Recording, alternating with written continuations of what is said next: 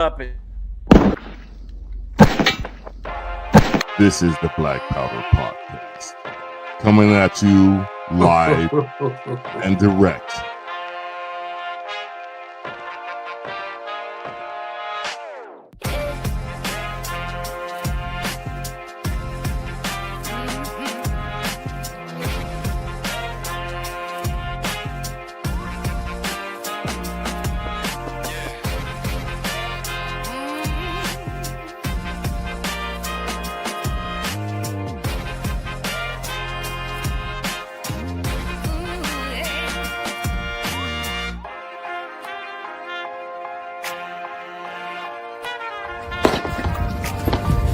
Your salty tears season my life.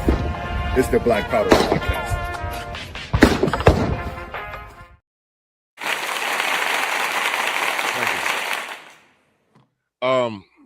This is the Black Powder Podcast. I had to pause for a moment because sometimes when I look at the screen, I see certain people and I'm taken aback. And I have I need to have a moment to like wrap my mind around what's really going on here. This is the Black Powder Podcast, the premier libertarian podcast. Tub, you're disturbing me already because you're sitting there like you want to say something, and I haven't even got through the intro yet. I'm gonna go ahead and pass the mic to Tub real quick. Tub. We can hear you. We can hear you. Say something. Say something. All right. Blah, blah, blah. At any rate, Tub's here. He's gonna back out and come back. Tub, go out, come back in. Yeah. Kick him out. Anyways. As I say, this is the premier libertarian podcast with technical issues. We are still the only real libertarian podcast that has ever existed in the history of mankind. And I am one of your hosts tonight, the only real libertarian, as my moniker says right there. And if you don't believe that, we can box it out. You know, I'm pretty down for that type of stuff. And I'm joined as usual by my good buddy, the former Florida man, Eric Parker, Bull Liberty. How you doing tonight? I'm doing great. I'm sometimes known as not a real libertarian, but only by Marcus, you know. But there's a lot of people think I am the only real libertarian. A lot of people all over. A lot of people are saying I'm the only real libertarian, and I'm fine with that. I don't do impressions well, but you kind of get where I was going with that. We have a special guest tonight, and this is like I was telling them backstage, I'm using my SAT words tonight. This is quite fortuitous that today is the birthday, the 54th birthday of the Libertarian Party. And with that being said, I could think of no better guest to have on than the current chair of the Libertarian National Committee, Mr. Stephen Nekhaila. How's it going, gentlemen? Happy 54th birthday to the Libertarian National Committee. Was conceived in Colorado back in 71, 54 years to the day, and we are living in a much different world. So it is an honor to be here with you gentlemen again. Thanks for having me on. Definitely. No, thank you for coming on. Thank you to Eric for reaching out. I should have, we had a chance to slap hands at the California convention. It was a pleasure meeting you. We broke bread and whatnot, and I was sitting at that table, and it was Spike, Lars, Larry, and Steven. And I was like, I'm the brokest dude sitting at this table. And it was horrible. Because I was like, oh, what credit card do I put the hotel on? While all these ballers come in with their black cards and all this stuff. And, they're wearing nice suits. Paying in gold and silver. Yeah. Segue are you talking about when your snap got cut off?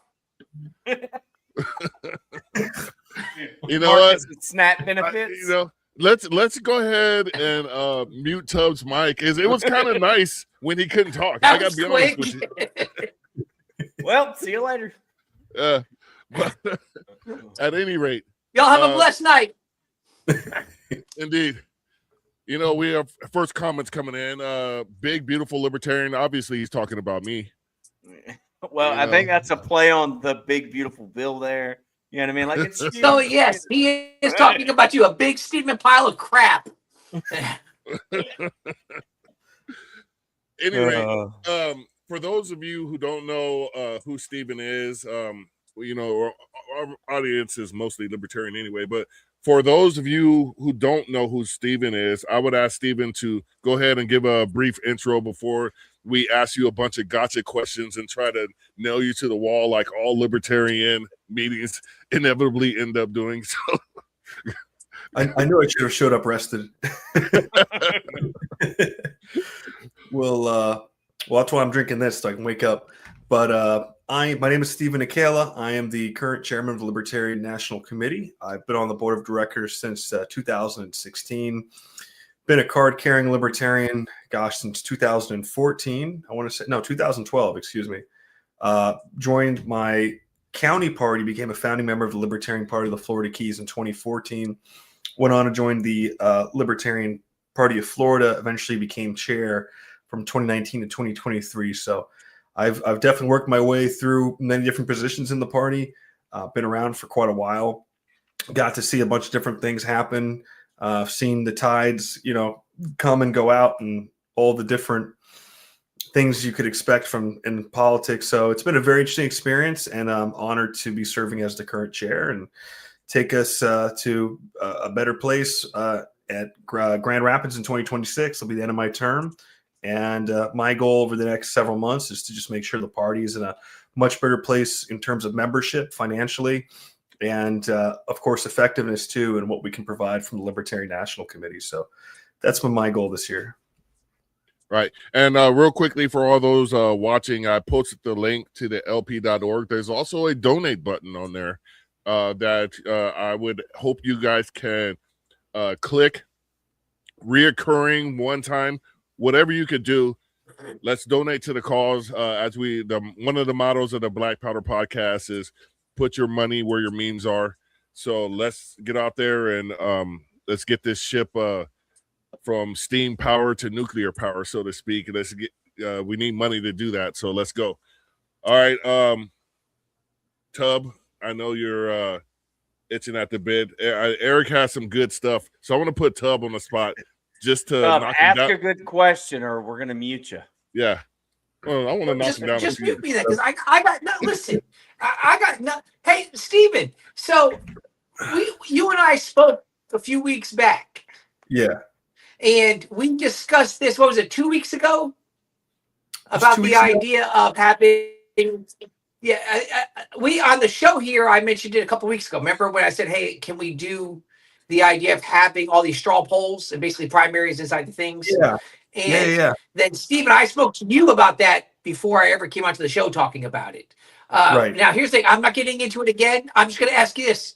Have you had time to come up with any more thoughts on it? Boy, this is the first thought I've thought about it in a little bit. I'm not going to lie to you. So that means no. That's fine. We're good. My question's done. But I think it's a good idea. I think it would require a lot of coordination between the states to do something like that. And I think it would probably be something the committee would have to go through. I can if you want to float that idea and see how I want to. Could it be something that some states decide to do and some don't, and they just kind of their delegates it's a straw poll. They can always change their vote at national convention last minute, and that's happened throughout the history of political parties at their national convention. But like a straw poll, like, okay, these are binding delegates in the straw poll that are going to go, and here's just, like, could it be state by state? Some adopt it, some don't, is what it is. You know what I mean? So the idea for those at home was to do a straw poll with the delegates for the Libertarian Party nominee for the presidential election. It's a very interesting idea. I think it's something. Now, there's two parts to this, because I think it's a good idea, because normally when we have our convention in May, we're already so close to November, and even the other parties have a presumed nominee, and they go around saying, "I'm the presumed nominee, I'm so and so." So to have that would give them extra time. In our case, I do feel like, because we don't actually rig the game, it's really tough to say who's going to get that nomination, because it's like, I mean, I think most people were pretty surprised in 2024 with Chase Oliver being the nominee because, some people had different game theories as to what was going to happen and how it was going to occur. And of course, the night ended at 1 a.m. with the presidential nominee. And so one of the good things is the Libertarian National Committee, I think it was 2 months ago, voted on having our 2028 national convention in February. So wherever that location is going to be, we are going to have that earlier. So the nominee is going to have a lot more time to actually go out there and campaign, which means that most of the delegates are either going to have to be selected in January or they're going to be selected in 2027 and then submitted. So that's going to cause us to have to do things a little differently because right now you'll notice from January to May of 2026, all the conventions are jam-packed. So it's a really tight calendar. And as a matter of fact, if you're a presidential nominee and you have to go and lobby, introduce yourself at all of these conventions, you're going to go to 50 states or probably 30 states that are worth going to because you're not going to go all of them unless you're really hustling hard like a Lars Mapstead or something like that. It's going to be so tough in 4 or 5 months to hit all those places. But if you've got all 2027 to do it and a part of 2028, it's going to be a lot easier to fit that in, depending on how the states are going to be deciding to fill those delegate slots, which may be a little creative.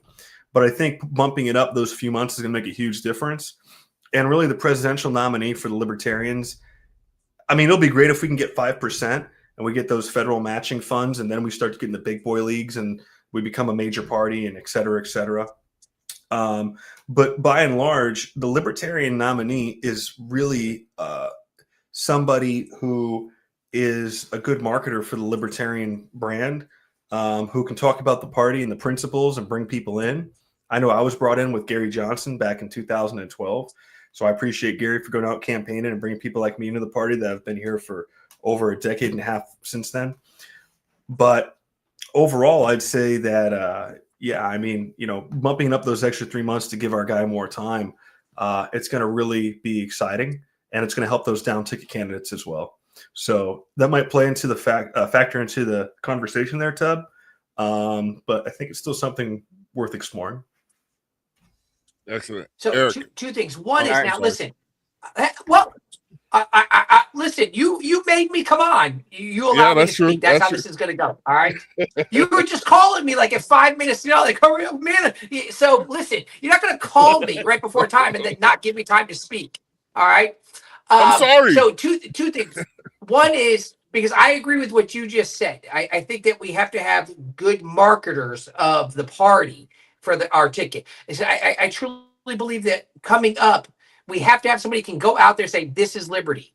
And if nothing else, it's kind of like what Eric and I were doing when we ran here locally, was to kind of get the word out there so that way whoever comes next can kind of just not have to do all the work that we already did. They can kind of pick up and keep moving. Now, with that, I've been half joking and half saying, I said, listen, if we can get Larry Sharpe to run for president, I would run for VP with Larry Sharpe. Okay, so we'll keep that one in mind. But here's what I wanted to ask you real quick. Don't want Larry Sharpe. No, why would you want to? Because you don't want to run the risk of this one. Yeah. Now, I love Larry. Why would you want to do that? Stephen, because it's my way of getting even with Larry is what that is. And I want to stick it to the party a little bit at the same time. Now, Stephen, if I remember correctly, you said you're not running again, correct? For chair? That is correct. So when I came on as chair, I did not intend to run for chair again. I may still run for at-large in 2026. It's my current trajectory, my current plan, but I have no intentions to run again as chair. And so what do you really want to? Because at that rate right there, you only have a few months left, technically. So what do you really want to accomplish in the next few months? Okay. So some of you guys may have seen in your email, but there over the past, well, let me bring it back a bit. Back in February when I became chair, I was basically hit with the question of what do we do with $15,000 a month deficits? What do we do with declining membership? What do we do with loss of morale? And so myself and Paul Dar, we met with a gentleman named Jim Babka. And Jim Babka, for those of you who don't know, he got into the party in the late 90s, early 2000s. Well, my vice chair, Paul, he meets Jim over at, I think it was Students for Liberty. I forget what they call it, LibertyCon. or something like that out in the Northeast. And so we have a meeting, and he says, look, we did this thing back in the day called Project Archimedes. Project Archimedes was basically a mailer campaign. We took these lists and we funded it and we sent them out and we got leads. And we went from a party of 10,000 people to a party of 30,000 people, and from an income of $1 million to $3 million back in 90s dollars. So we tripled the size of the party in about a year. I said, okay, cool. I think we're on to something. So he introduced me to a gentleman named Perry Willis. Perry was the executive director at the time and one of the architects of Project Archimedes. So we brought Perry on as a contractor to help us with the copy and the framework of what we call the Parity Project. So the Parity Project is essentially the idea of we want to be at parity with the Republicans and the Democrats in terms of visibility, membership, and electoral success within the next 10 years. Well, how do we get there? If you're in your 70s, if you're in your 60s, there still means there's time. If you're a young guy, that's pretty exciting, right? So the first step to getting there, Jim also introduced me to Sergio Serrato. He is of a company called Iron Light. Iron Light's a libertarian-leaning data company. And we know that there's 700,000 registered libertarians in the United States. That's in 33 states that have voter registration. There's 27 states that don't. We're working on we've actually partnered with them in a historical partnership to procure that data. We're also cleaning up our list of about 1 million people we've grown organically over the past several decades. So we're cleaning up our internal list. We're onboarding the list of registered libertarians, and we're going to be reaching out to them via text, email, mailers, social media, Google AdSense, you name it. And we're basically, these people are already telling us we're libertarian. We've signed up. We've changed our voter registration. We're one of you, but you've never reached out to us. You've never contacted us. So these are the best leads you can get. Modern leads. And I mean, I know your like favorite flavor of ice cream. It's that crazy. So libertarians have certain things in common. And as we build this funnel, we can start to make profiles on Americans based on how likely they are to be a libertarian. Once we figure that out, we can go after those 27 states that don't have voter registration, places like Texas, et cetera, and start going after those people. So the idea is to bring people into the party, and we don't have to do much prospecting because they're already telling us they're one of us. So we just have to reach out to them, get them to join the party, use that to fuel all the other programs we need to fuel, like Project Decentralized Revolution, which targets local level campaigns, policy-driven focuses like Defend the Guard, et cetera. But truly, this is a membership and growth strategy. We haven't done anything like this in over a quarter of a century. And to be honest with you, so back in, I want to say it was September, we sent out a mailer to I think it was everybody who's donated a certain amount. We hit them with a very good message and asked them to give money to the party. This wasn't a part of Project Parity. We spent about $4,000 on that mailer. We got $40,000 in return. So that to me shows the interest is out there. We're just not asking, because in the past 2 years, we haven't sent a single mailer until then. So, doing the basics and actually reaching out to people. I've had some people contact me that were active in the 2000s. I had one person contact me that donated substantial amounts of money towards the original Project Archimedes. He's a big donor. He wants to come back. He's watching and seeing what we're doing, and he's excited. He's optimistic, and I hope to earn his trust. But there's other people like that. My vice chair, Paul Dar, he actually had 2 people show up at his county council meeting, or excuse me, county libertarian chapter meeting. And because of the Project Parity messaging, they were inspired. So I'm getting contacts from radio stations. I was just on Charlottesville, Virginia or South Carolina. Radio. So all these people are coming out that are libertarian leaning that see this, and it's exciting people. And we've only just begun. And within the next about right after the holidays, we'll be ready to actually put this thing into full swing. And I'm optimistic. I'm very excited to see where it goes and to see what happens next. That's awesome, because when you talk about people in their 60s and 70s, you're reaching Tubb's audience. That's right you. There. That's what people like Tubb. Marcus, you're older than I am.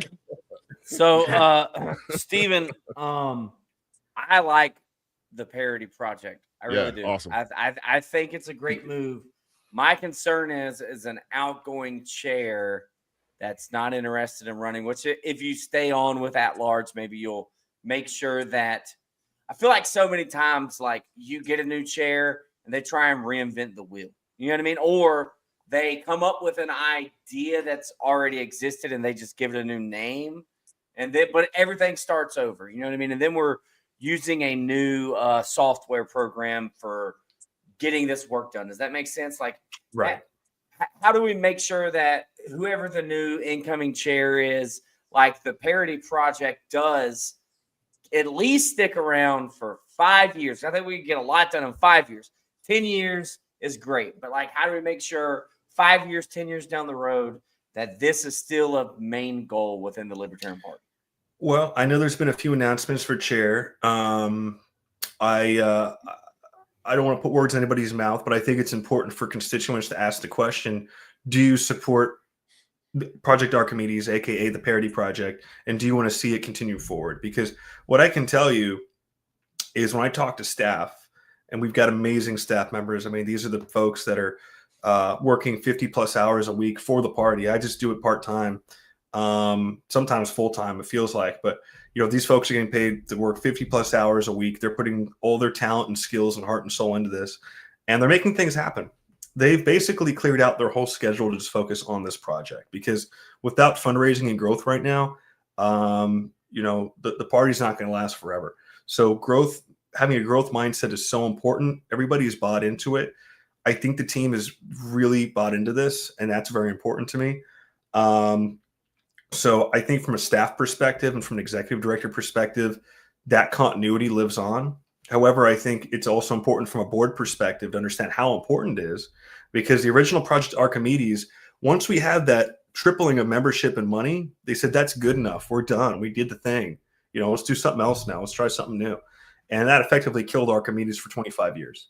So it's important that that doesn't happen again. I think this has to be a permanent part of what we do, because let's face it, if we're not growing, what's the point? We can't all be the ones doing this forever.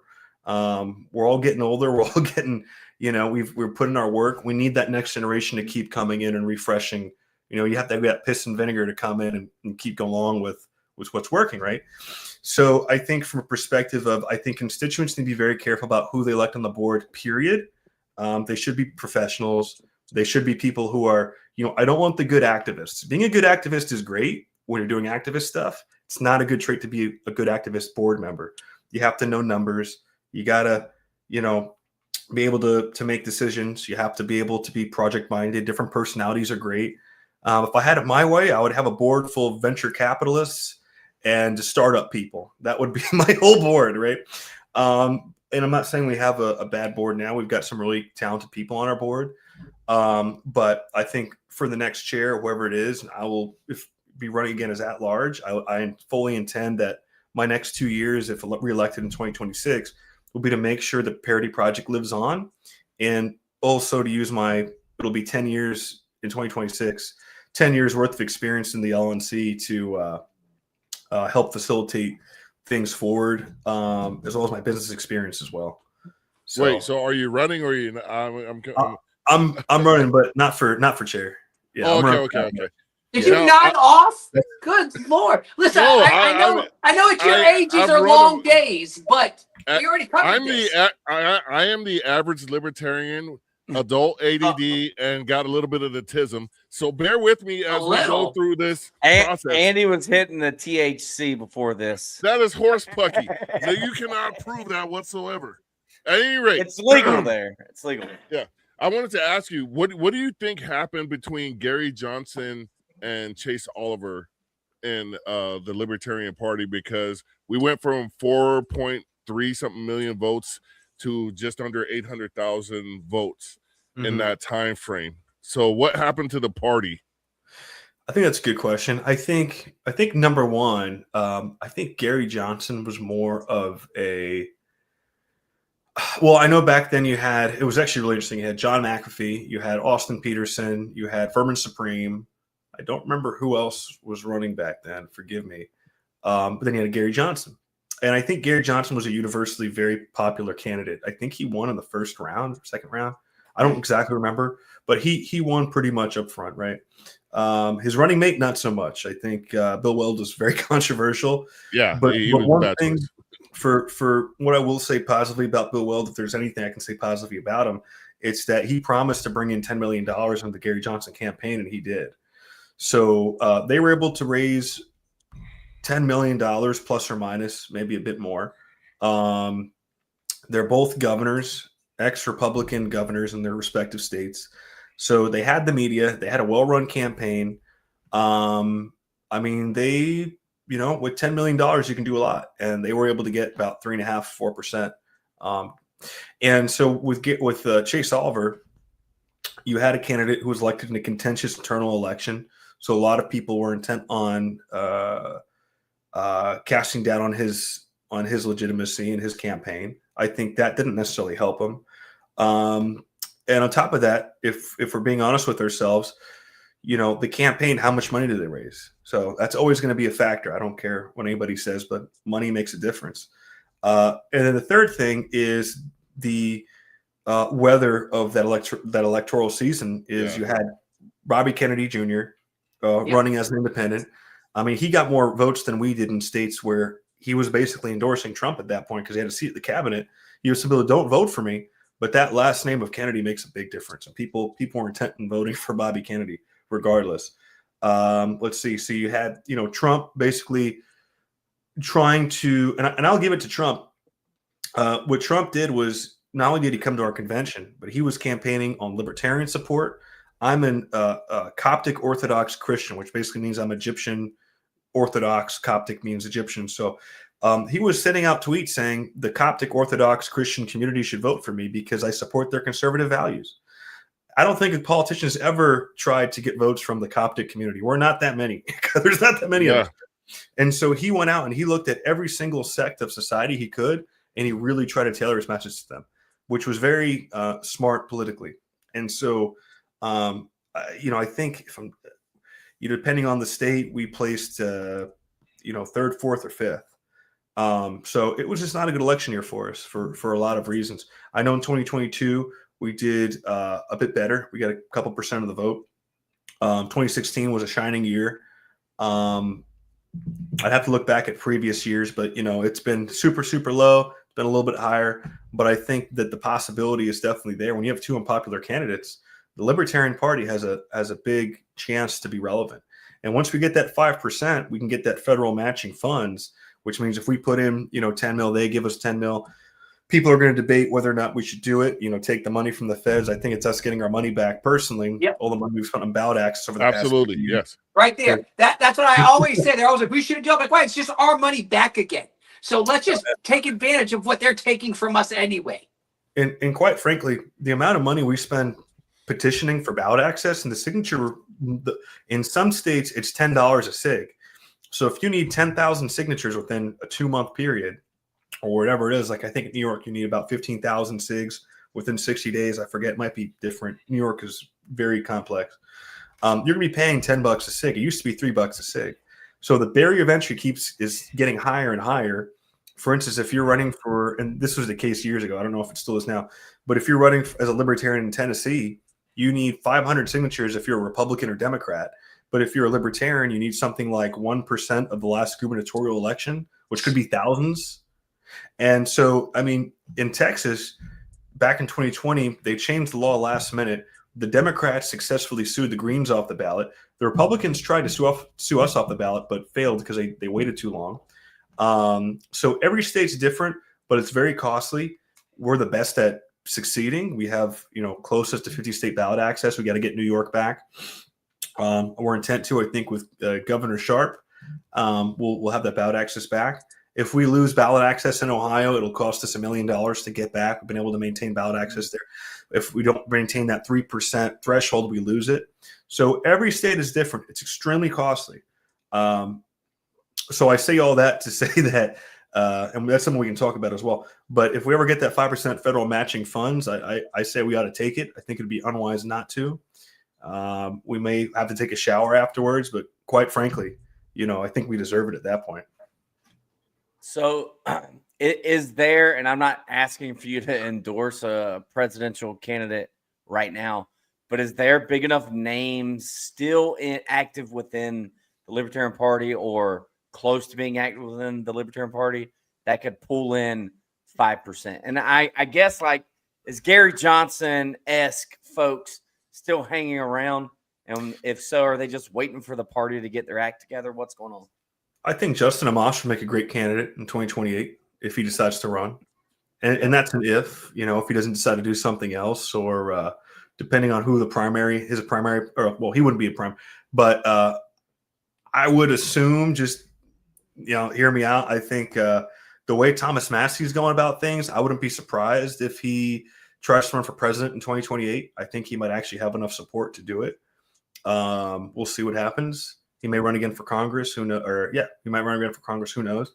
So depending on how things shake out, we're not going to know until next year. It can be a very interesting election in 2028, because they're going to have J.D. Vance most likely running against whoever the Democratic nominee is. It's probably going to be Gavin. Gavin Newsom. No, yeah, no, hell yeah. no. I think Mark Kelly. Hey, now you can support him on a national ticket instead of just having to do it in state. Tub, I don't want to have to cuss you out, because we try to refrain from cussing, but you're getting pretty close. If you affiliate me whatsoever with Newsom. Listen, I remember you with your really tight Gavin Newsom shirt. Hold on, let me mute his mic. But James Tallarico and Mark Kelly, I think, are the best Democratic candidates, because we're still a center-right nation, and there's still a lot of that social culture war stuff lingering in our electorate, where I think those two could possibly be a contender for the Democratic nomination. And I think you're right with J.D. Vance. That's going to be their natural, with Marco Rubio as his running mate. I would think that would be the ticket there. But Justin Amash, when we had him on, he said he didn't want to run for anything that he couldn't win. But I think we have to, as libertarians, look at that bigger picture of getting our foot in the door. Like when you open the door for cops, when you shouldn't do it, and they stick their foot in your threshold. That's what the libertarians need to be doing right now. Libertarians, so they can't close the door like cops. All right, so let it be known that he's supporting Gavin Newsom, and now he's supporting the cops coming into your house. Listen, you're full on California. I was going to clip this. Hey, and I do believe we'd have to go back with Justin Amash. There was the asterisk in there, and I think he said realistically, like, if he ran as the Libertarian candidate, I think he was like, he set a goal for like 15%, which is a lofty goal, but awesome. One that with the right running mate and the right circumstances. And I don't know, like that could happen. I think if Justin Amash is going to run, sorry to cut you off, I think if Justin Amash is going to run in 2028, it's going to entirely depend on the Libertarian Party at that point.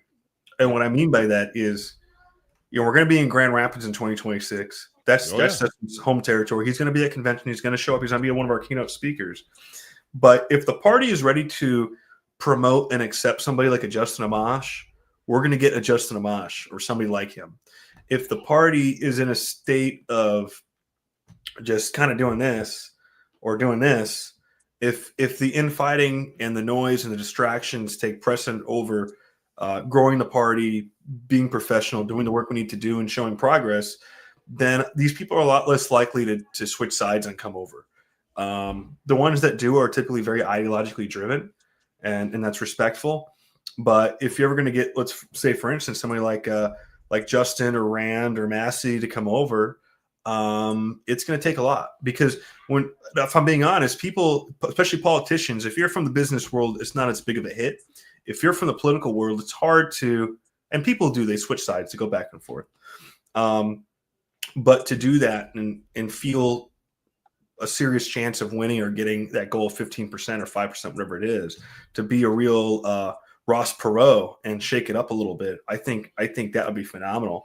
But the party does have to be in a position, and I'm intent on getting the party in that position where we are ready to accept somebody like that and be ready for the next very contentious election, because I thought 2016 was contentious. It's only getting worse. I think in 2016, both candidates were pretty unpopular. I think Trump had a bit of a cult of personality this time around in 2024, but I think that's starting to fade. I think a lot of people that supported Trump originally, just already this year, we're already in December. So, I mean, the whole MAGA movement is pretty much, I mean, I don't think there's anybody in the original MAGA movement, very few people, that are actually supporting Trump right now for the reasons that they voted him in on. So I think there's going to be a wave of dissatisfaction coming in the next election cycle. And I think somebody who talks their language is going to receive a lot of credit in 2028. I'll just say this. Trump beat 2 women. America is not ready for a woman president. So he didn't go up against the best candidates. He was the hold your nose and poke that Chad as you guys do, as you people, to quote Ross Perot, you people. Stephen Nekhaila's Egyptian. What do you mean, you people? We're quoting Ross Perot. You don't remember when Ross Perot said that in the debate? See, I've been in politics a long time. And Looks like you're a lot older than the rest of us. Oh my God. At any rate, Ross Perot famously said you people in a debate, and it went all over the place, and everybody was like, what do you mean you people? But Trump beat the absolute 2 of the most hated people in America. Hillary Clinton, nobody likes her. Democrats don't like her. And then Kamala, nobody likes her. I mean, so it was kind of that's one reason I was so disappointed with the last election cycle with the Libertarian Party, because we had a chance to make some waves. And I honestly felt like, excuse my French, but the former person that was the LNC chair really gave it to us without a reach around in our national convention. Giving Trump the floor. When have you ever seen Democrats invite a Republican that was campaigning for Republicans at the DNC or vice versa? Nobody or even does invite that. A green. You know what I mean? The Democrats don't invite a Green Party member to speak at their convention. You don't, and nobody can tell me, oh, we have to open a tent. You open a tent to bring people into the Libertarian Party. You don't open a tent to boost another party's chances and then sabotage all the rest, where basically you just handed the keys to the Libertarian Party to the other party. That's basically, and they drove away with a whole bunch of votes and whatnot. And I get overly frustrated with that process. But at any rate, look, the only way, we're going off the rails here. The only way I would have done it is if he agreed to a debate. And I know we didn't have our candidate chosen, but that's where it's like, we'll give you 1/3 of the platform, but we're also going to invite Kamala too. And we'll have, and the Greens, whatever. We'll have an actual debate at our convention. And that might be something to think about for 2028. You know what I mean? Well, there's this whole idea of a kingmaker strategy, which I think is very misguided. I'll explain why. First off, I don't think you're at you're sitting at the table when you're what's for dinner. Anytime you have a larger movement, be it the Tea Party movement or the Anti-Federalist movement or whatever it is, they tend to get absorbed into the bigger movement. So the Tea Party got absorbed into the Republican Party. The Anti-Federalists got absorbed into the Federalists and so on. And so right there, anytime we start playing Republican JV team, it gets very uncomfortable.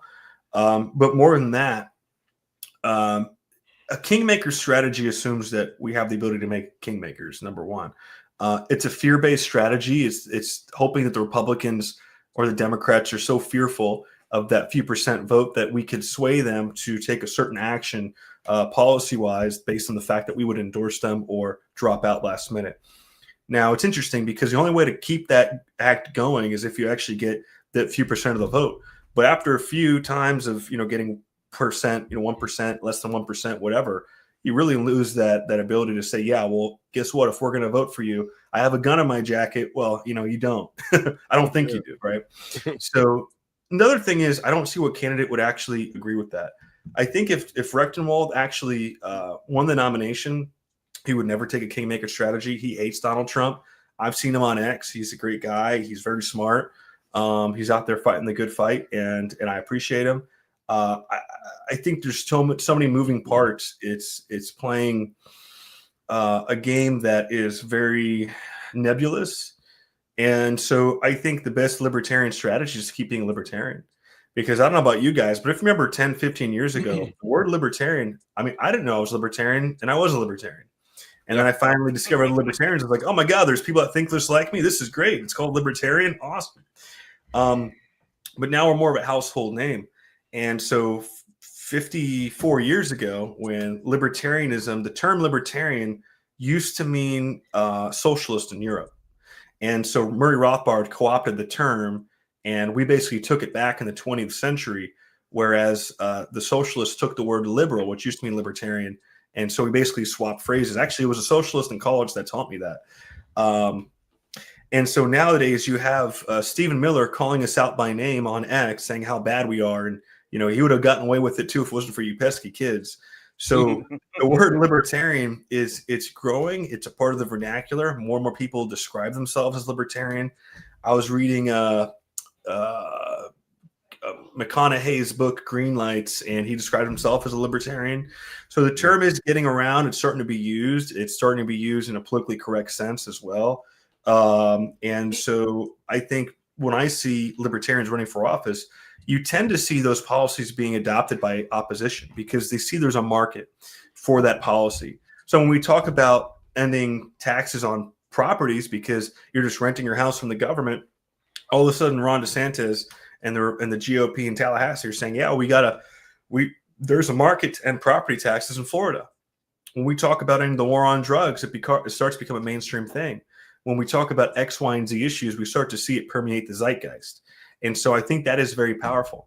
And I can tell you from a personal perspective, anecdotally, when I ran for office in Key West, I ran on a platform of several things, including for affordable housing, creating accessory dwelling units, and a few other things as well that had to do with affordability. And my opponents actually adopted those positions.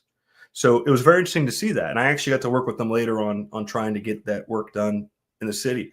So, you know, just running as a libertarian, getting your policy positions out there, things that actually impact your community, things that can be done in that position that you're running for, those things do make a difference. And ultimately it makes people realize that, hey, I like these libertarians. They got something good going on. And as we grow the party and gain that power and respect and ability, then we're really going to be cooking with gas. And at that point, you know, we start to see those things and how a libertarian governs. But anyway, I've droned on quite a bit. No, I want to get to this comment and pass it to Tub real quick. Louisville, Kentucky, this is just a reminder.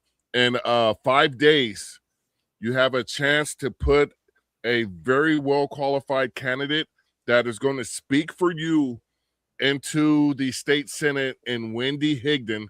That's December 16th for all you Louisville and Kentucky people out there. And we posted her stuff. There's still time to donate. You know, give her a few bucks so she could do a few more flyers right before her election in 5 days. So shout out to Wendy. It was a pleasure having her on last week. Very, very well-qualified candidate. She knows her stuff. Tub. Sup? Tub, are you still here? All right. Yeah, Tub's got nothing. Next question. I got look, I got them. They're right here. They're right here. Listen, Eric, don't be Marcus. Don't be Marcus. If you fall asleep during the sermon, Tub, what? Yeah. Oh, listen. Yeah, it's my way to get even. As they do this to me, I'm gonna do this to y'all. Oh, Marcus, we're talking about inside a church, inside of a church building. So we lost you here. I know your dad was a deacon, but my dad really was a deacon. Yeah. All right. So here's the thing. So part of our biggest issue, and I know we talked about this, Stephen, is that when we were running here locally, we had to spend so much of our time just explaining what a libertarian was that we didn't even really, in all honesty, we probably didn't get enough time to explain what we individually were trying to accomplish.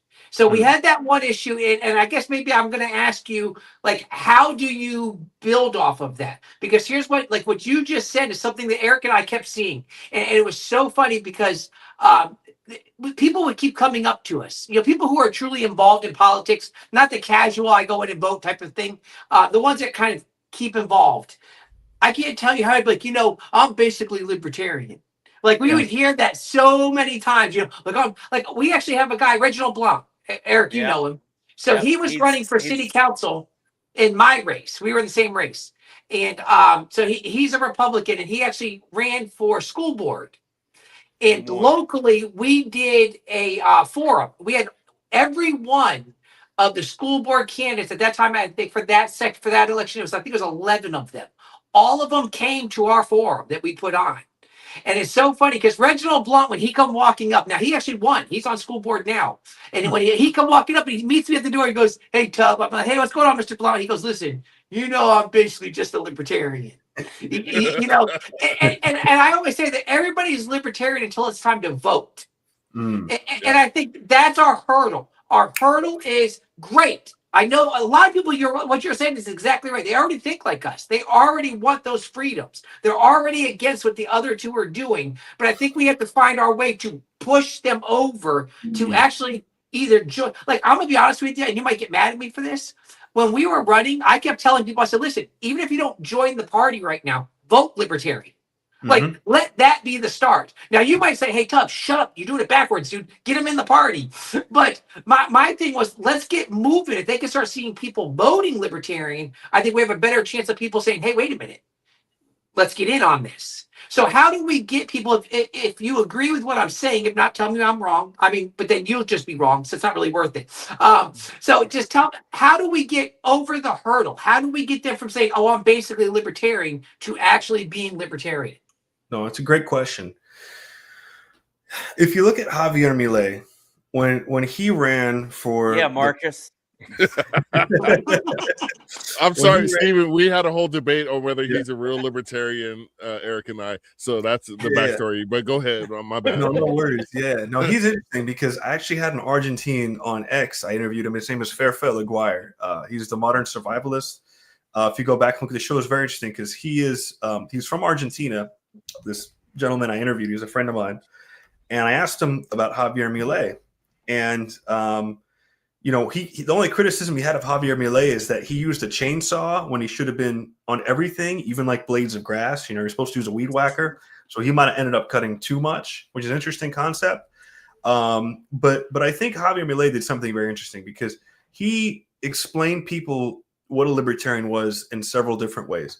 Number one, he was probably the first libertarian anybody's ever met. The guy was diehard. He named his dogs Murray Rothbard and Mises. He described himself as an anarcho-capitalist. He hated the state with all of his passion. And it was such a perfect lineup because if he ran for like governor of Iowa, he would not get the same reaction of the people there. But running as the head of state, the president of Argentina, where inflation was like something like 1,000% a year, it was every day, probably more than 1,000%. It was going up. Prices go up every single day in Argentina. The only middle class and upper class there was usually by the parasites of the state. People who benefit, make money off of the government. Those were the big supporters of increasing the government there. He spoke to the people because there was no hope. And he was very honest. He said, look, if I'm elected, there's going to be cuts. No hay plata. There is no money. There's going to be an increase in poverty. But I promise at the end of all this, you're going to see prosperity. You're going to see wealth. You're going to see a better quality of life. And I was in the gym and there was this Argentine girl and we started talking about, what Argentina and Javier Milei, what you think of him. And she said, he's great. He said, the people in Argentina, they're traveling more. They're going abroad. There's more money. And everybody I talk to who's Argentine, they say the same thing. So from their perspective, what is it to be a libertarian? Well, there was this guy, Javier Milei. He was a great example of being a libertarian. And I think one of the ways that we show that we're a libertarian is, hey, my name's Steven Nekhaila. Nice to meet you. This is a little bit about me. Nothing to do with politics, but the way you talk to somebody. If I were to go up to them and yell at them and say, you're wrong, you're a statist, do you support the initiation of force, yada, yada, people are less likely to be interested, even if they think you're right, which they're probably not if you talk to them that way. But being somebody personable, maybe a little enigmatic, eccentric is fine. That's pretty typical among libertarians. But being somebody who they I think is the first step of spreading libertarianism. And then Oh, there's something else. Showing them how libertarianism affects their life. So, coming up with a plan. Oh, I remember what I was going to say, but coming up with a plan about your community. What are the things that are actually impacting people in your community? Coming up with a few platform items for running for office and hit those items. I'm a libertarian. I'm going to fix, X, Y, and Z. We're going to solve the housing crisis by making it easier for developers to actually develop, et cetera, et cetera. But if you look back at Harry Brown ran for president around the same time as Archimedes, so the 2000s. And the way he described libertarianism was so graceful and so right on. You could tell he really understood the philosophy because he just described it in such an easy to understand way where it was almost disarming, where you could just listen to him and everything just made sense. I think someone like Harry Brown really is a great example of what it means to be a good libertarian communicator. I like to put myself in all of those categories as well, because if it wasn't for me, nobody would know who Tub is or Eric. Literally. Yeah, I'm not trying to make light, because that was I felt the passion and what you were saying right there, and combined with the facts.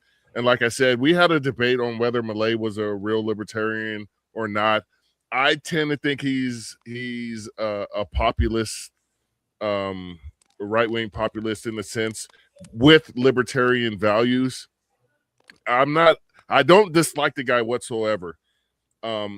But I was a little bit nervous about, especially in the media, when he came for the 40 billion and how they labeled him libertarian president, Argentinian president, gets $40 billion. Then he gets a deal with China on soybeans. And then he gets a deal with America on beef.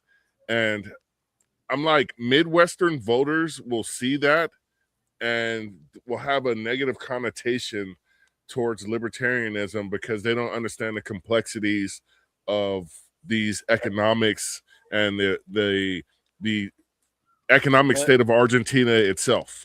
Look, we can continue this debate if you want to, Marcus. No, I don't even. The good thing about that is Javier Milei doesn't have to worry about the results of the Iowa caucus straw poll. Yeah, I get that. I'm trying to relate that to America.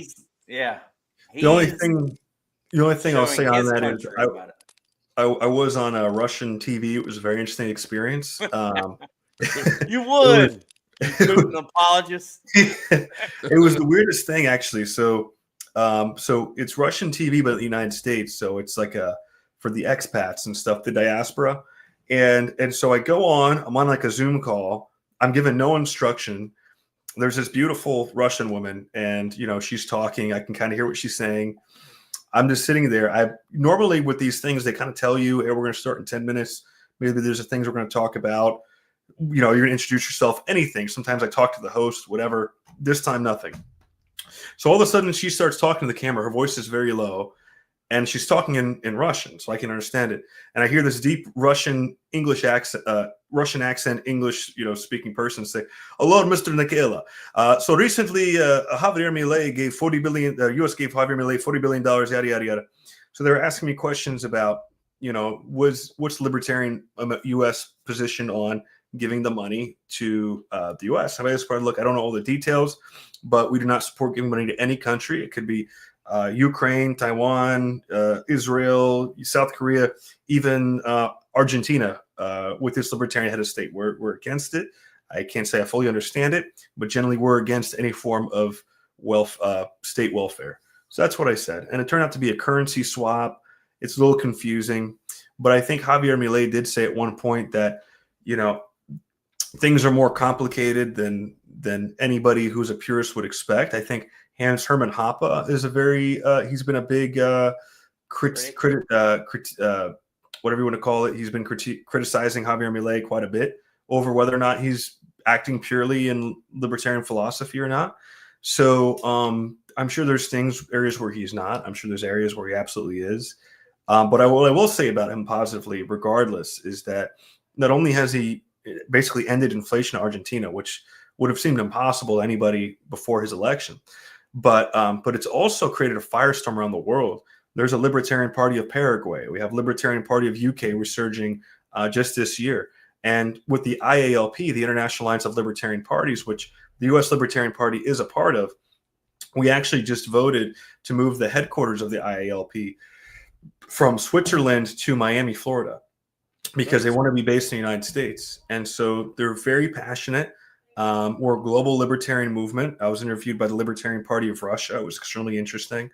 And they look up to us. They see us as the most professional, the most money, the most members, the first. And they really look up to what we're doing. And I think it's a huge honor, and it's a sobering realization, because a lot of these people, like in Russia and Venezuela, Argentina before Milei, Cuba, they operate in conditions that are not only antithetical to libertarianism, but in many cases they could go to prison for life for being libertarian. So it's extremely, I'm extremely honored to be a part of this movement, and to have them say they look up to us is very near and dear to my heart. Now, I wanted to ask you, we had talked in the pregame about both where you see Trump and economics. And one of the key factors on economics, which I think our money should be based upon, is gold and silver. And you had mentioned you wanted to discuss what's going on with that right now. Yeah, so silver just hit $64 an ounce, which is insane. It was about $20 an ounce 3 years ago, I think, and gold was about between $1,500 to $1,600. So over the last 5 years, it's just gone parabolic. I mean, crypto, Bitcoin has gone up quite a bit as well. It's kind of gone through a little bit of a bear cycle lately. I'm sure it'll be up again soon, but there's nothing stopping gold and silver. And I remember when I was 16 years old buying silver for $50 an ounce. I finally broke even on that. So yeah, it is a little scary to see it, but because really gold and silver is just against the value of the dollar. So if the dollar is going down, then you're going to see that go up also as a hedge. So when Warren Buffett liquidated a whole bunch of money, they have a bunch of cash in Berkshire Hathaway, and he started buying gold miners about a couple of years ago. I said, I thought that was pretty interesting. But now I guess I see why. He saw through his crystal ball, and now we're up there. So the libertarians are right. Although it's kind of yeah. Well, it's always in because every time you see the stock market crash to a severe extent, go look at gold. Gold always rises, and that's because speculation and human emotions are dictating way too much of our economic cycles, where something physical like gold and silver kind of lift us up and provide a foundational platform for economics.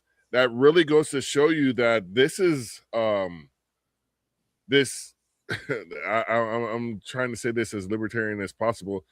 The capitalism that we currently reside in, the capitalist system, is not truly a capitalist system, in the sense that you can have all this speculation and BS, and it literally pans out to nothing at the end of the day. You know, because somebody fired a rocket in the Middle East, oil goes up $5 a barrel, and then what happens? Nothing. All it is taking more money out of the consumer's pocket at the end of the day. So Tub just texted, said he's gonna stay out of this just because it's coming up on the end, but he's having technical difficulties. Steven, right, cool. Wants you to know he'll talk to you later. Sounds good.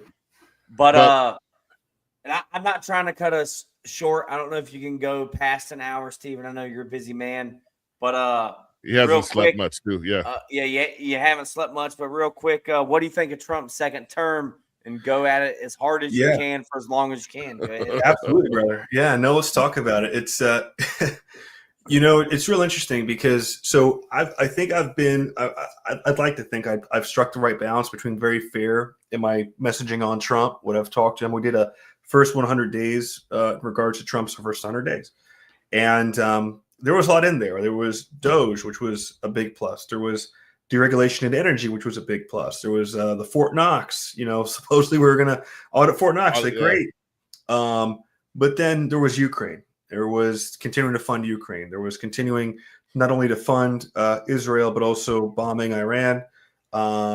There is ongoing situation in Taiwan that crops up every few months where nobody's ever really sure which ways it's going to go. Generals saying we're going to go to war with China within the next few years. So the peace president who came to our convention said, look, I'm the peace candidate. Vote for me. All these promises, of course, you have the Epstein files, you have the big, beautiful bill. And almost most egregious of all, because I think it's, at least for me, most striking, is you have Thomas Massie, who's not willing to toe the party line. He probably follows the Republican platform more than his colleagues do in Congress. He's getting primaried by the GOP, and Trump is backing his primary challenger. So that all tells me that everything he said, when you hold his feet to the fire, he goes the other way. So either it was all a lie, or Trump gave in to pressure, or he just said whatever he had to say to get elected. He doesn't care. I'm sure all those things are true to some extent. But one thing is very certain to me, was very interesting, is that there's a libertarian movement, and then there's a libertarian party. And a libertarian party is the political wing of the libertarian movement. And so a lot of the people that have been ride and die in the Libertarian Party, many of them voted for Trump in 2024. And so we're about a year in, and started about 5 or 6 months in, I started to see the facade crack on a lot of their perception of Trump. And I think it came first with Ukraine, tensions increasing. And then, of course, Iran was inexcusable, continuing to fund and protect, Israel. And then with the Epstein files, what's going on with the FBI and everything else, it's become unexcusable. And now with Thomas Massie, I think that's the nail in the coffin, because everybody loves Thomas Massie. Nobody doesn't. And so it's just gotten to the point now where, from the trillions in debt, the wars, the civil liberties violations, the big, beautiful bill, as Tubb is saying, everything, the Epstein files, it's just accumulated to the point where we're in kind of crescendo right now, where it feels like there's anybody who's really paying attention. Hey, what's up, Lars? Recognizes that there is no, for lack of a better term, there's no sex in the champagne room when it comes to voting Republican. I had somebody in the Republican Liberty Caucus who came back to the Libertarian Party use that. But there's whatever they tell you is a lie. And it goes the same for each party, both members of the duopoly. So, one thing that unites libertarians and quite frankly, millennials and Gen Z, is low institutional trust. And we're seeing more and more of that, more than ever before. And it's the same reason I think you see the polls shifting towards the extremes. You see more of this rise in socialism, like Mamdani types, and you have sort of a rise in sort of Nick Fuentes, neo right wing, whatever you want to call it. And you have the libertarians right here.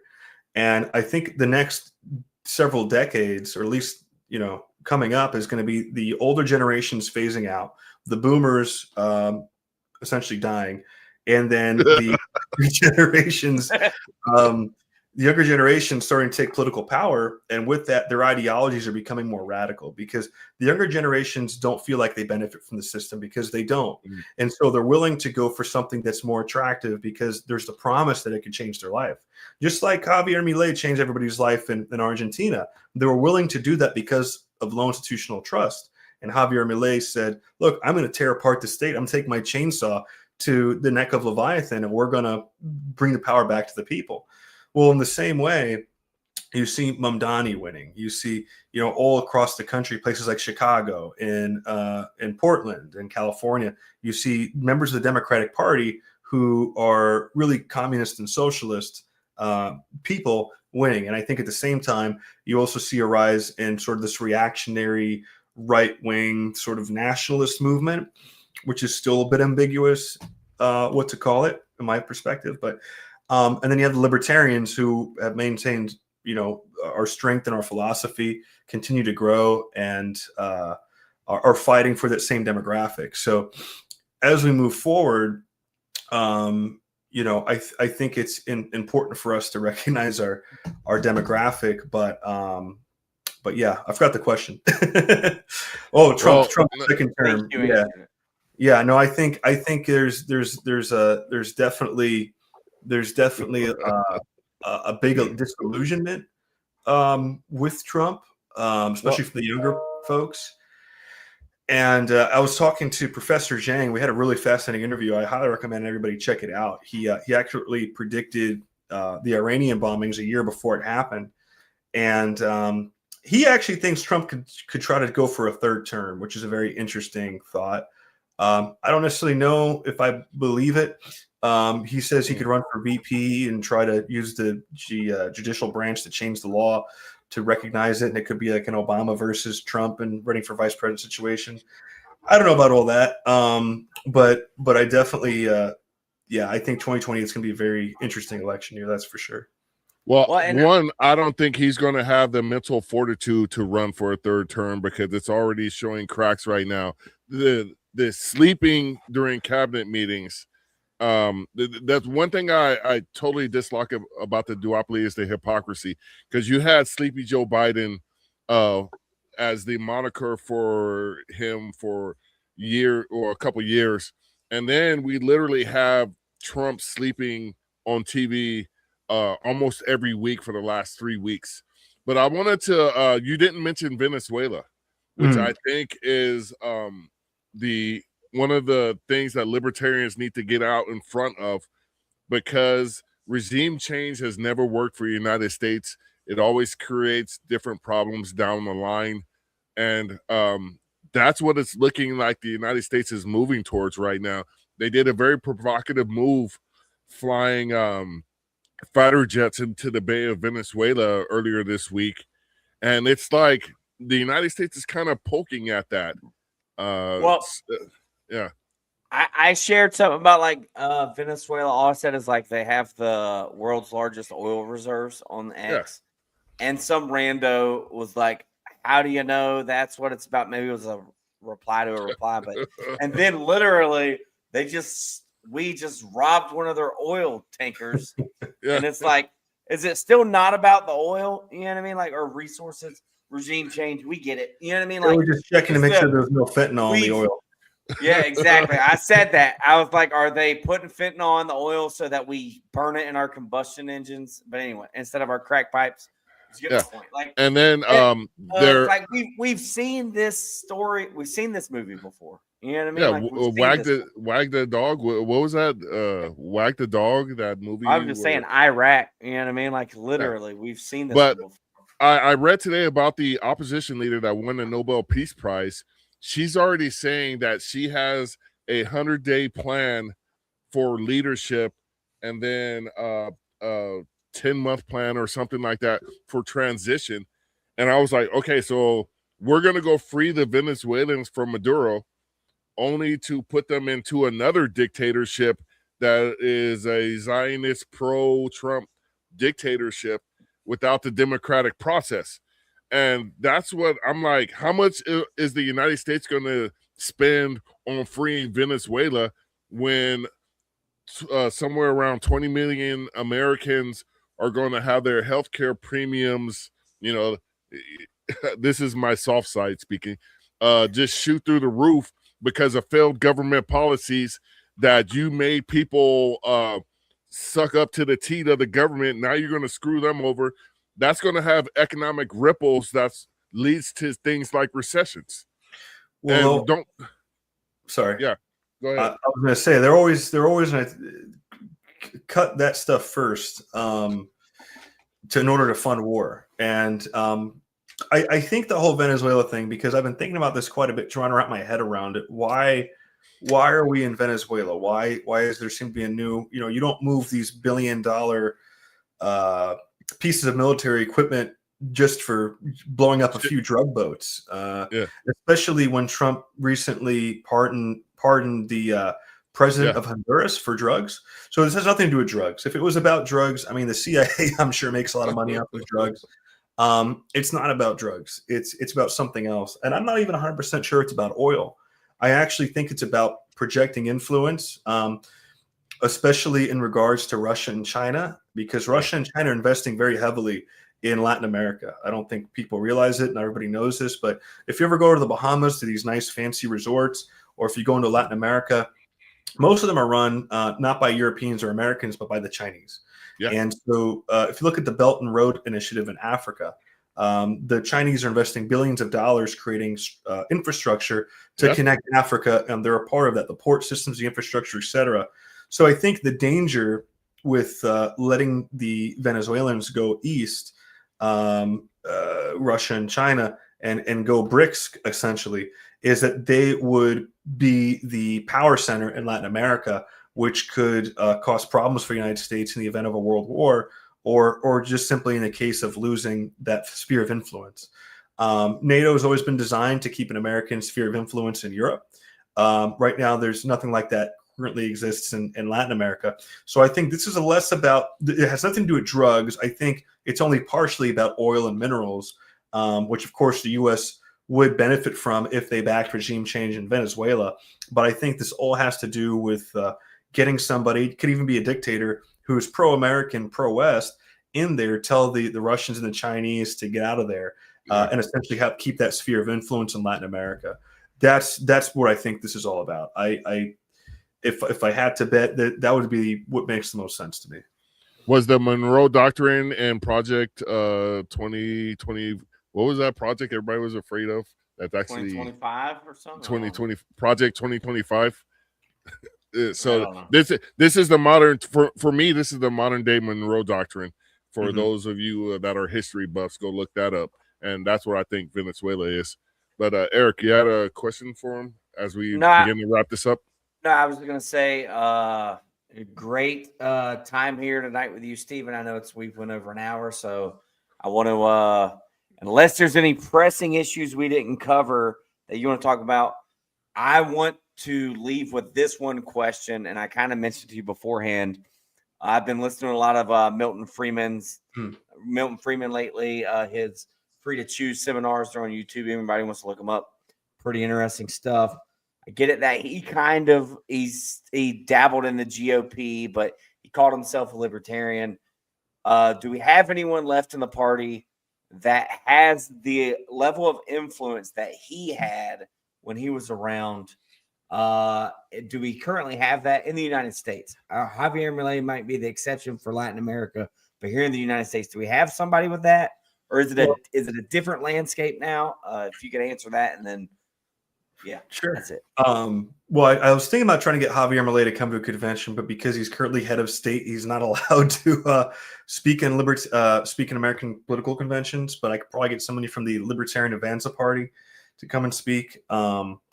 I mean, right now, the libertarian philosophy still has many of its original thinkers and founders alive. Thomas Sowell I think he's 93, 95 years old. He's still alive. Hans Hermann Hoppe, who I understand is very controversial, but he is very smart, is still alive. Walter Block, who I respect highly. I was actually just debating him about Palestine and Israel last week, is still alive. Stefan Kinsella is on our judicial committee. He's been big on IP. There's all these thinkers of different levels who, at least are either famous for certain areas of the philosophy where they've contributed most to, or overall. Murray Rothbard, unfortunately, of course, is no longer with us, but he was somebody who was at our founding, along with David Nolan, who personally inspired me. Murray Rothbard's work is incredible, and he essentially helped found anarcho-capitalism, what it is today. So there's still a lot of many great thinkers. And when I joined the party back in 2012, I was in college, and I joined the Rothbardian circle at FIU. And to me, my libertarian experience was more intellectual, getting into the philosophy. Everybody was a bookworm. I mean, they walked the walk as well. And you had some eccentric personalities, some really cool people.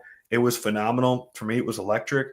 But for me, the Libertarian Party, or libertarian philosophy, because I guess that technically wasn't to do with the party at the time, has always been highly intellectual, very smart. You have Austrian economic theory. You've got all these different theories that seem to work on paper and in practice. Not many movements can say that. The socialists have their own theories, both economic and political, of course. The Republicans and Democrats really don't have much to go off of. They're not so much of an intellectual movement. There's really not even a philosophical movement, let alone intellectual movement. What does it mean to be Republican? Do you even have to be conservative? What does it even mean to be a liberal these days? It's all very ambiguous. And I think it plays more on power dynamics and divide and conquer, and a little bit of column A versus column B thinking more than actual serious political philosophy. So I guess I see all that to say that there are some people out there that are probably really great to talk to that are still alive today. I have to go back to my bookshelf and just start looking at names and see who that would be. But there's a lot of smart people that are still alive today that are still contributing to philosophy. And I hope that our generation and the next generation can continue doing that same thing and contribute to the philosophy and keep it growing and talk about new subjects as they come up and explore new ideas, both in terms of practice and in application. So cool.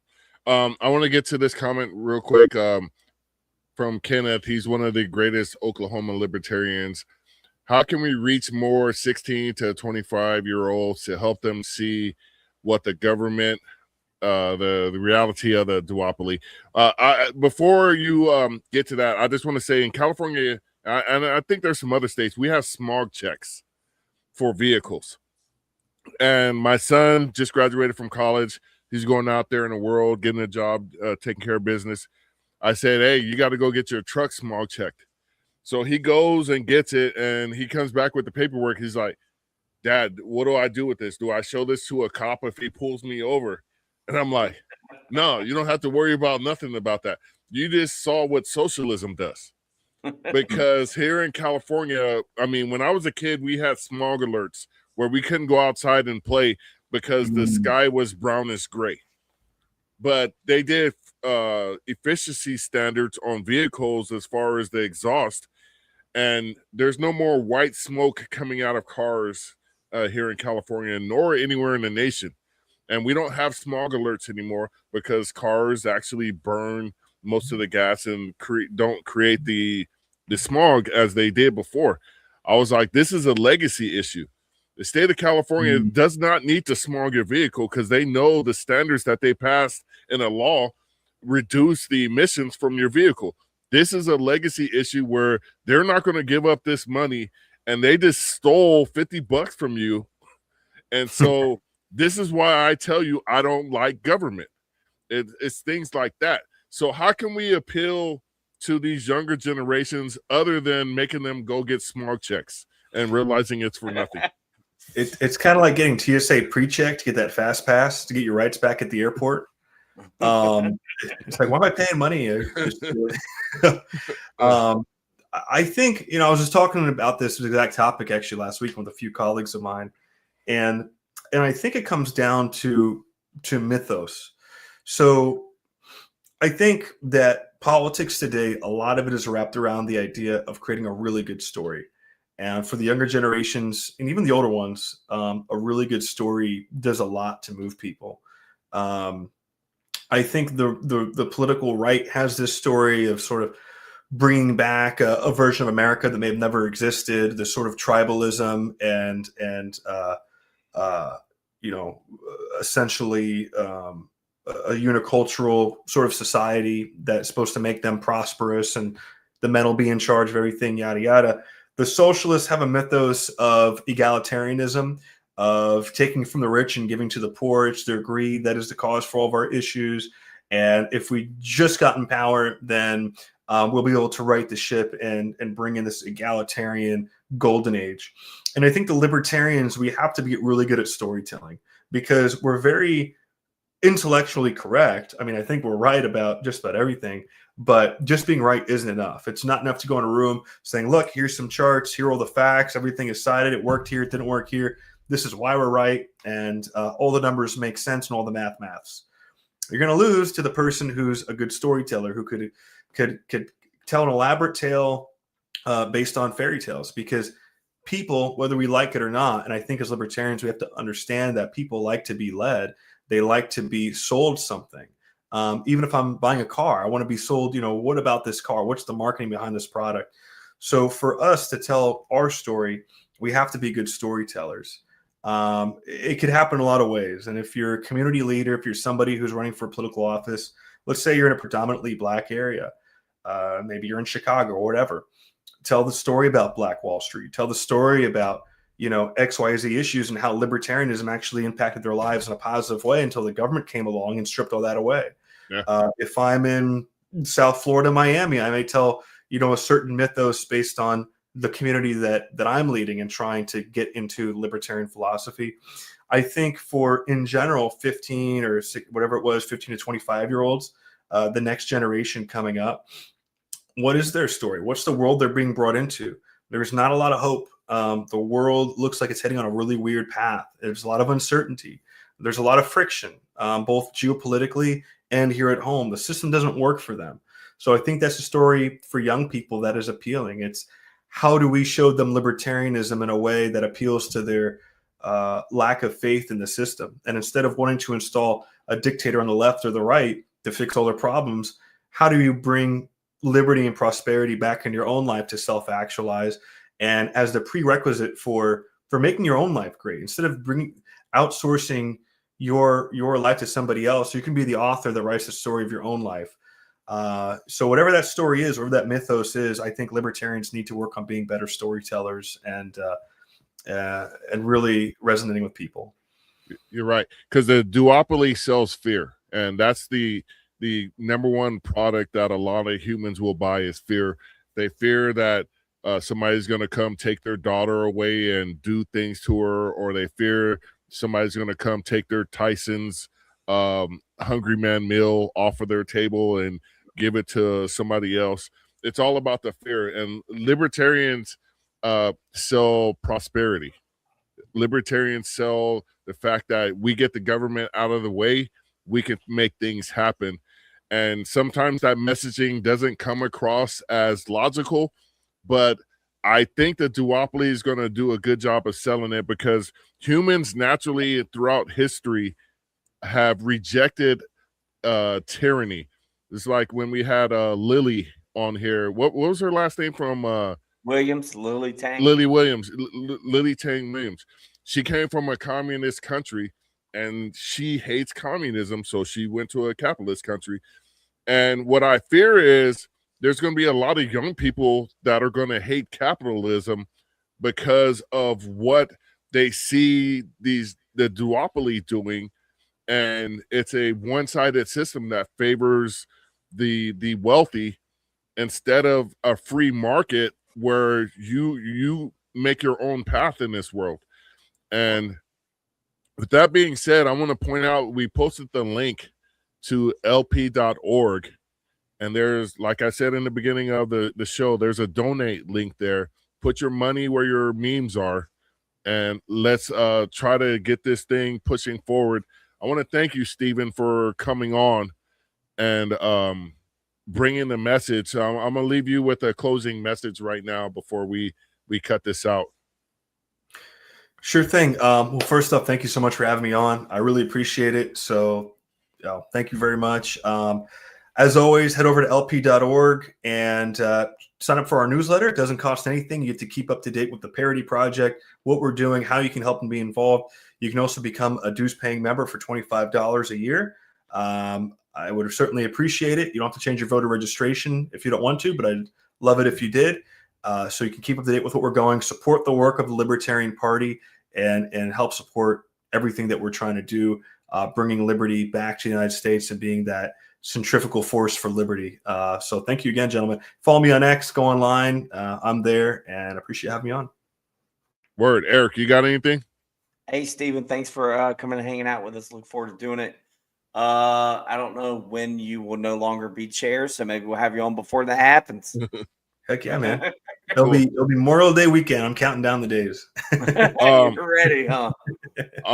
Again, happy birthday to the Libertarian Party. Next week, we're going to have Sam from Junction City, Kansas. One of the newest elected libertarians. Nice. Yes. And, we're going to take a little victory lap here. We had several candidates on. We had 3 that won. So I and Eric and Tub, we are taking credit for those electoral victories of the Libertarian Party this past off season.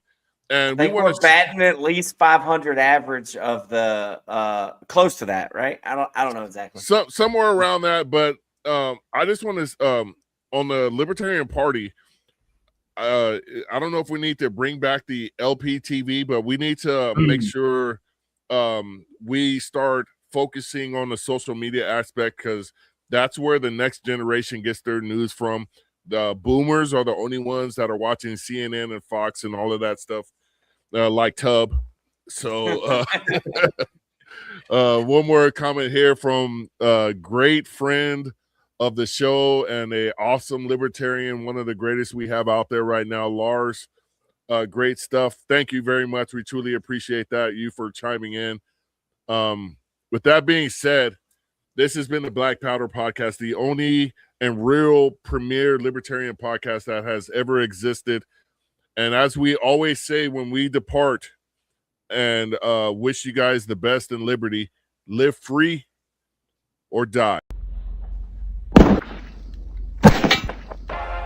This is the Black Powder Podcast, coming at you live and direct.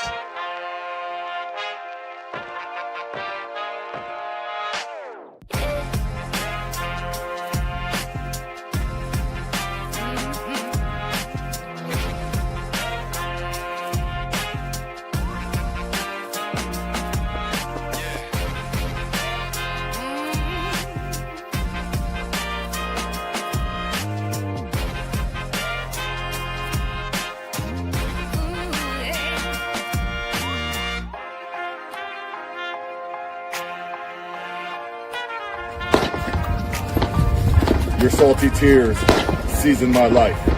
It's the Black Powder Podcast.